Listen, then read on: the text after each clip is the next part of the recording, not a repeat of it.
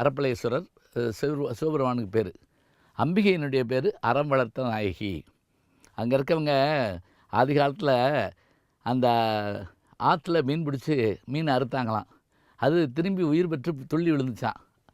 அறுத்த மீனை உயிர்ப்பித்த பெருமை அந்த சிவபெருமானுக்கு உண்டு அப்படின்னு அங்கே நம்பிக்கை உண்டு. இதுதான் இதில் அரப்பளீஸ்வரர் சதகம்னா 100 பாடல்கள். இதை யார் பாடியிருக்கானா, அம்பலவாண நாவலர் பாடியிருக்கிறாரு. அதே போல் கம்பரும் பாடியிருக்காரு. திருஞான சம்பந்தர் திருநாவுக்கரசரும் பாடியிருக்கிறாங்க. அவங்க பாடியிருக்கிறாங்கன்னா இதை பற்றி சொல்லியிருக்காங்க, இங்கே வந்து பாடினாங்கன்னு இல்லை.